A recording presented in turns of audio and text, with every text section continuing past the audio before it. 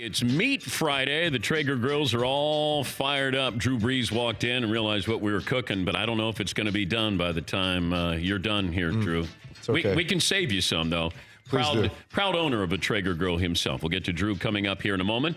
Our poll question, McLevin, brought to you by Man vs. Food. Okay, hour one, who's going to win? 57% said Patriots. This new poll, whose career would you want? Larry Fitzgerald, Eli Manning, J.J. Watt, Drew Brees, or Al Michaels? Oh, wow. Today's guest list, All right. and Drew Brees is second. He's the highest player, but Al Michaels beats him out. I would have voted for Al Michaels. Yeah, me too. Yeah. Like he's done it. You're not going to be playing quarterback when you're 75. No, I think just the miracle moment alone, right? Yeah. Just that call. Just that call alone. I think.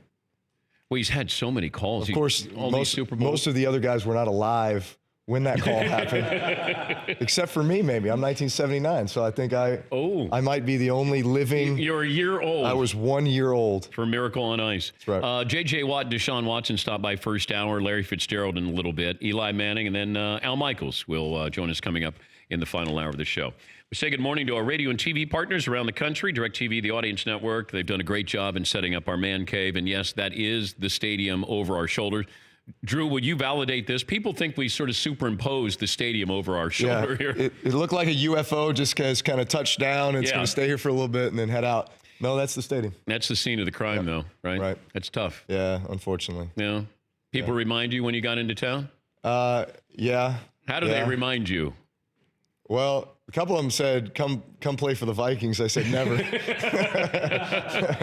No, I actually, every time I look at it, I unfortunately think of that moment. But listen, we have so much to be proud of from our season. And that game in particular, just what we were able to overcome to get that to that point. I saw Diggs yesterday, actually, and he just kind of gave me that smile, and I shook my head. But, yeah, that was a crazy one. But you lead the Saints down, you get the field goal, you got the lead. Yeah. There's not much time left. Yeah. So what are you thinking?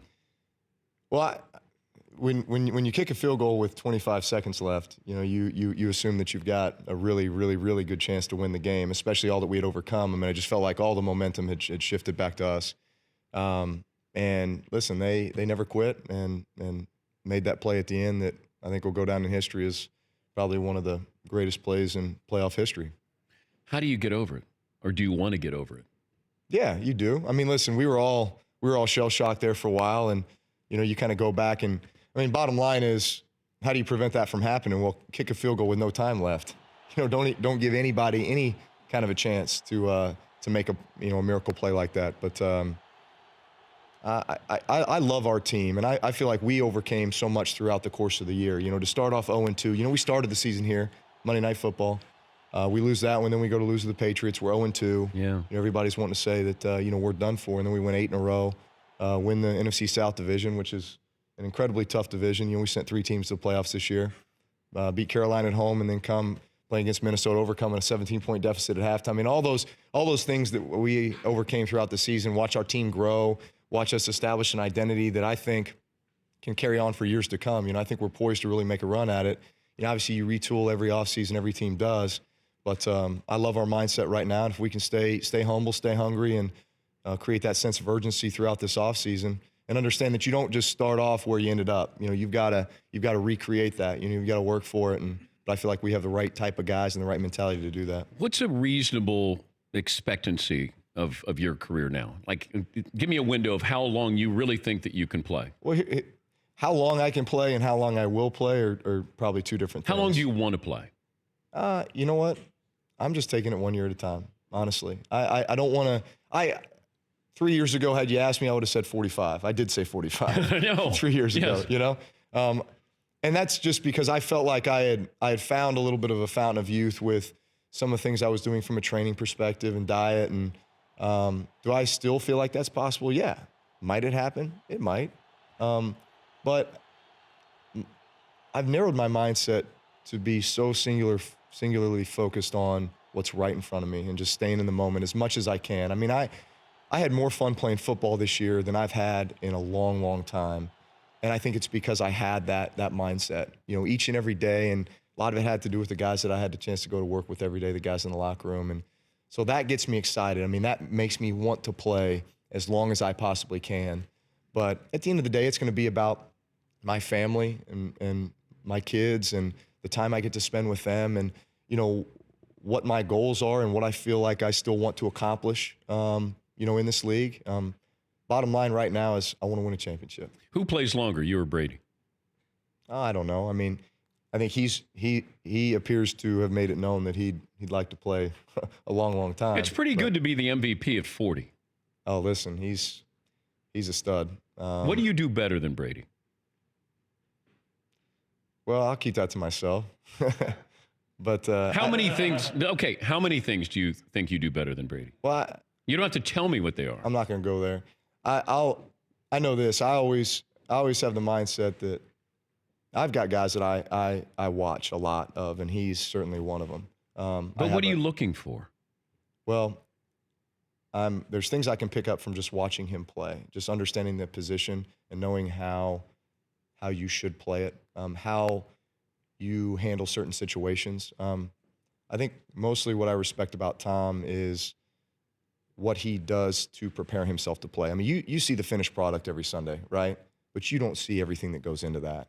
There is so much that goes into that. And it's not just during the season. It's what you do during the offseason. And I know a lot of that guy's routine in regards to his focus and his preparation, the amount of time and effort, energy he puts into it. And that's what makes him a great player, and a lot of guys aren't willing to commit that. But I think that's what these players, these athletes lose, is the willingness to want to get better and prepare and put all the extra work that goes into it, as opposed to just showing up on Sunday and then playing. You're exactly right. And you have to have that enthusiasm as well. And speaking of which, segue, Drew was at the Pro Bowl, and as the father of 4 children, yes. but not 3 boys like you have. Those little guys on the sidelines were more entertaining than the Pro Bowl. So you're there playing, but you're also there parenting. Nobody else is doing that. You deserved MVP, by the way. Now, what did Mom say when she saw the boys on the sidelines roughing each other up? And of course, the standard line from a parent is, keep your hands off of him.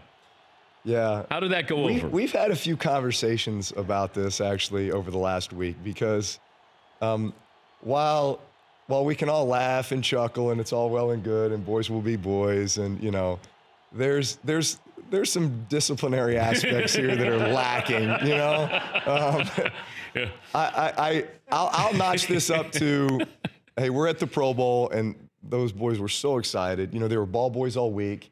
They got to hang out with all the players in the locker room, on the practice field. And so they probably just got a little too comfortable, They get down on the sideline. I had told Brittany, so they were at the game. It was pouring down rain. I had told her, okay, while I'm playing, I need to focus. But then the minute I'm out, I'll kind of signal to you, bring the boys down, and I'll let them be on the sideline. Because at the end of the day, what I want to do is create as many experiences as I can for them, as many of those moments where not only is that time I can spend with them, but maybe there's some life lessons that can be drawn from it, like don't fight on the sideline and wander onto the field while you're doing it, But I was glad that we were able to give America a good chuckle, and an enjoyable moment, and maybe some physical activity, But no, that was one of those, like, okay, boys will be boys. We're all well and good. Oh, you're on the field. That's a problem.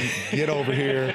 We're going to have a stern talking to. You're going to go sit with your mom if you don't cut this out. But yeah, I didn't know how Mom would react, because then people want to know, oh, what kind of parents are you that you let? I mean, they're down there. You're trying to do an interview with Lisa Salters, and they're, all over each other. And then one gets knocked onto the playing field. Yeah. I'll tell you what it is. Is it when there's just 2 of them, I think there's a little more of a level of discipline, or of, I can kind of separate. But then you got 3, you know what I'm saying? Like, you only got 2 arms, right? So it's going to be 2-on-1. And it's always the 2 younger ones. Here's Balin. He's excited about this interview. And then Callan's a bit of an instigator. He's the younger one, gray hoodie. And then there's middle son Bowen. He's kind of, put your dukes up. And then Balin's like, what are you guys doing? Callan, you dummy, bam. I thought I told you not to get on the field, So it's Listen, it's the greatest thing in the world. I mean, there's challenges that come along with it. It's the highest level of emotion, and then you can be as angry as you ever thought you could possibly be. Like, I just told you not to touch that, and you just touched it. But I think he launched himself, though. Huh? I think your oldest launched himself. Oh, that would be a. I think Yeah, there it was. Could be a fine. There could be a fine. Yeah. You could do that to your kids. You should throw flags and just say, all right, that's 15 minutes in timeout over there. Believe it or not, I do. I mean, I do call being a dad a referee in a lot of cases. Yeah. Right? You're reffing the mayhem. You know, it's like I said, boys will be boys. Like they're still making all these connections in their brain. Like you know, and all the roughhouse stuff is good. I mean, because that's how they find their limits, right? As to what they're capable of, how far to push it, when it's, okay, I've gone too far, I've hurt somebody, or I've hurt myself. I mean, there's some things that are just necessary about that, and yet I just try to keep it fair. You know what I'm saying? Yeah. Like, I'll let them go at it on the carpet all day long, but it's like, stay off the head and neck, no eye gouging, no pulling hair. All right, ready, fight. You know, we're good. My kind of dad. Drew is joining us on behalf of Microsoft Surface. If you'd like to explain what you're doing with Microsoft. Yeah, Microsoft's been a great partner of mine, our foundation, the NFL, always advancing technology in the NFL, making things more efficient. It's been a great sideline tool for us with the Surface. Made it more efficient as well. And the cool thing is we've been able to experiment with actually doing live video on the sidelines on the Surface, as opposed to just still shots. During the season, it's still shots. Pro Bowl, we did live video, which would be such a game changer if the NFL would institute that. Why? Well, because there's things you miss when you're just doing still shots. You know what I mean? There's 4 shots from each play that you get to look at when you come to the sideline.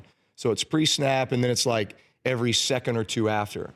Well, inevitably, there's things in that second or two that you would miss, whereas if you're watching video, you can see it. I remember 2 Pro Bowls ago when I was with Antonio Brown, and there was a play in the red zone where he went behind a guy, and I would have wanted him to go in front. I would have missed that in the picture, whereas in the video, I could actually see that moment. We talked about it. We come out the next drive. We run the same play. He comes underneath. We catch it, touchdown. So those cool. type of examples where, okay, it actually applied there and it helped us. So it's Microsoft Surface. Any other info you want to give out on this? You good? I'm good. Hey, it's always great. By the way, all the great quarterbacks who've stopped by, Marino, Rodgers, Alex Smith, they've thrown a couple passes to McLovin. Yeah. Usually he's a trash talker. He's been making fun of Alex Smith's arm strength. Okay. Rodgers, did you say something to Rodgers? Marino never won a Super Bowl. Jersey, Yeah, he wore a Viking. Oh. Yeah. But no, I have nothing. Eli Manning, you said you wanted to actually get a pass from a real good quarterback named Manning. I have nothing to say. I mean, no, anything mean? I was going to say, what do you have for me? Well, no, nothing. I just logistically, it's a good setup because I could go down those stairs over there because Drew's not as tall as the other quarterbacks, probably can't generate as much. Here he goes. Wow. Okay. That's You might want to put the other glove on. all right. Sitting there. During the commercial break, if you'd like to watch McLovin take his life in his own hands, we usually give quarterbacks 3 throws, and you decide what kind of velocity you would like. 3 throws. Yes, Paulie. And Dan, the backdrop of the stadium, Drew may really let out his aggressions. Oh, yeah. Yes. Oh, that's great. Now I'll remind him that he lost. I'm just trying to get McLovin hurt. Yeah, in dramatic fashion to the Minnesota Vikings. All right. We'll come back. Well, you can do 3 if you wanted to, but, 2. I mean, You may not need 3. No warm-ups or nothing, huh? Are you? Gee whiz. Are you going to lick your fingers after the throw or before the throw? Before and after. Before and after. Okay. Yeah. All right. Am I low enough for Drew? I just want you to know he's being serious here. This is. Am I low enough for Drew? I appreciate you dropping it down a little bit there. All right. All right, this first one's going to be real soft. Okay. This is the one I catch. Just to kind of get just to kind of get loose, you know? It's just kind of take He did complete 72% of his passes, so. Yeah. All right. Am I aiming? Wherever you. There's a bullseye on his helmet. I Drew. see that. I like that. Whoa. Whoa. Well done. Well done. Well done. Wow. Okay. You ready? Oh, boy. Knuckleball.